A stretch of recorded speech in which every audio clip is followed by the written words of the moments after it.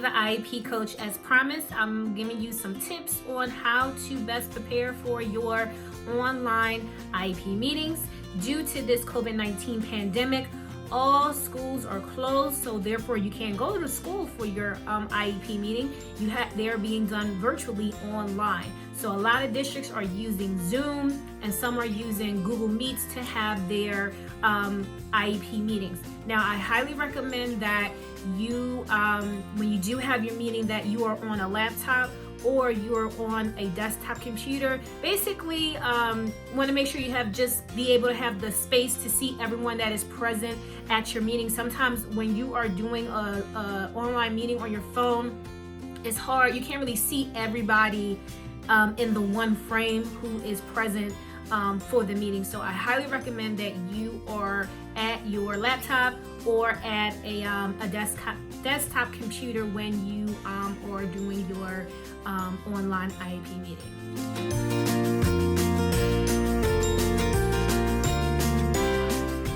Make sure that your IEP, a draft of the IEP, your invitation to the meeting, and your procedural safeguards is emailed to you prior to your online IEP meeting date.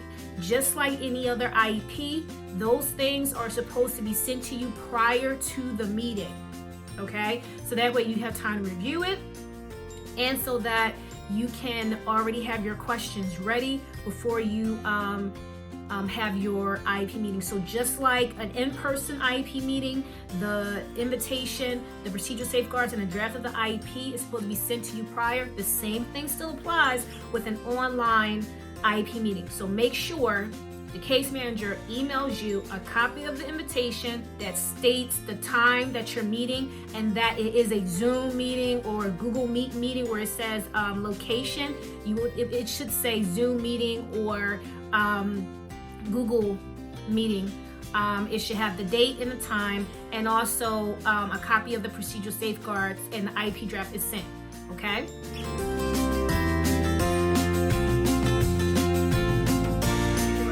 Anyone that supports your child outside of school is also invited to this meeting. So you want to make sure you give that when the case manager reaches out to you about scheduling this online IEP meeting, that you also give them any related service providers that are outside the school. So if your child receives counseling, or your child has a mobile therapist, or your child gets speech or something outside of school, or you have an advocate, make sure you give that information to your child's case manager so that way they can reach out and invite them to the meeting as well. So that way they can send them the Zoom meeting information or the Google Meet meeting information. Okay? I call this the COVID-19 statement. When you are having, when the case manager is doing the meeting, and they are going through the IEP, you want to make sure that they share the screen with you so that way you can see everything that they see as they're going through the IEP to review it with the team.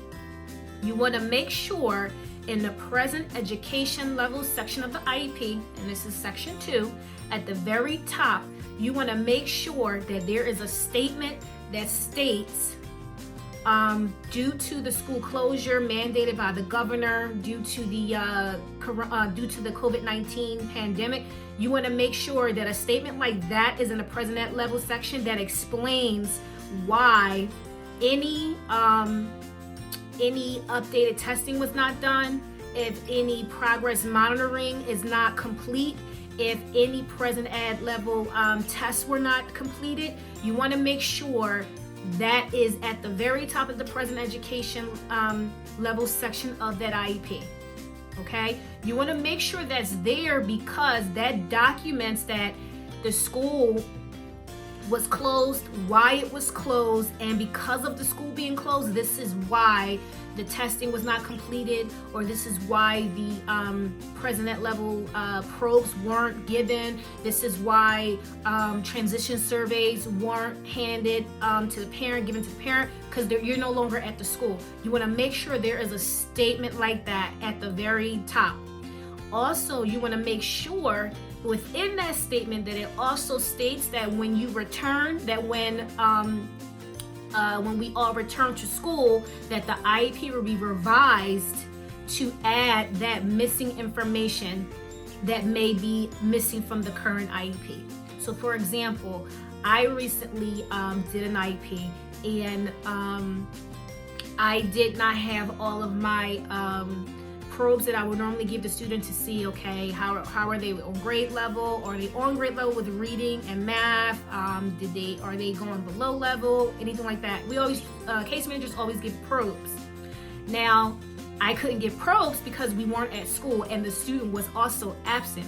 So in my statement, it says the governor, I put the governor, Tom Wolf is my governor, so I said due to the mandated closure by the Governor Tom Wolf, due to the COVID-19 pandemic, schools were closed from this date until, as a result, the IEP team was unable to get all president level probes completed. In addition, transition surveys were not given to the parent or the student because of this closure. When the school reopens, the IEP will be revised to add present level and present ed probe information and transition information.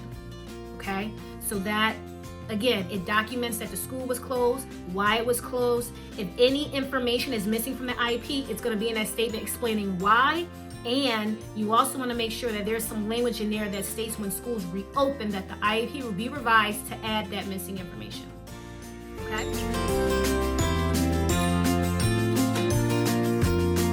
You want to make sure that if your child receives related services, how are they going to be administered to your child with this current climate, with everything being online. If your child normally receives speech in school, how are they going to receive it now? If your child receives like counseling or something in school, how are they going to receive it? Physical therapy or occupational therapy, how are they going to receive it now with everything being online? In addition, their instruction, how is that going to be implemented online? Also, what supports will be there for your child to support them with this online platform? Will the teachers have office hours? You want to make sure you ask those questions if you don't see it in your child's IEP as the case manager is going through the IEP.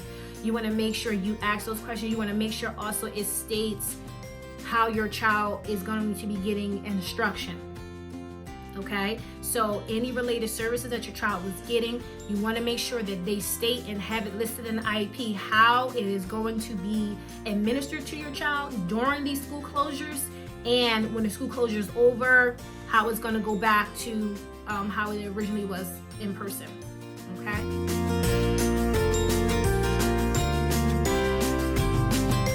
Ask whatever questions you want. Anything that comes to mind, ask. This is the time you have the whole IEP team present. It's you, the parent. Any support from outside of school is there. The principal is there. The guidance counselor, the teacher, and any other related service providers that provide support for your kid in school, they are at this meeting too. So ask whatever questions you have because you have the whole team. You have the whole team there. So ask whatever questions that come to mind. Okay, and this is another reason why I say make sure a draft is sent to you prior to the meeting, so that way you can review the IEP to have your questions ready. And also during the IEP, they're going to be discussing things that should occur for next year. You want to make sure that if your child is going from one grade to the next, how will their educational placement look for next year? You want to make sure that is in the IEP. You want to make sure they state that. So for example, again, I recently did an IEP, and for 7th grade in the specially designed instruction section of the IEP, which is section 6, I have 7th grade, and then I write, because the student is currently in all general education classes, I put 7th grade, all major subjects in the general education classroom. Now, next year, this student is going to 8th, so I'm going to have in another box, I'm going to have 8th grade. If the team feels the student still can thrive in the general education classroom, we're going to continue that. So I'm going to write all major classes in the general education classroom, all major subjects in the general education classroom. If for some reason we feel, you know what, this student may need co-taught, or the student may need a learning support class, you need to be specific. You want to make sure that it specifically says what subject. So let's say my student needed a co-taught math class. So I would have 8th grade, and then I would say math in a co-taught environment. And then in another box, I would have 8th grade again, and then I would specifically say English, reading, social studies, science in the general education classroom. So that way, the next case manager knows, okay, this student needs a co-taught math class, but then everything else can be in the general education classroom. Okay?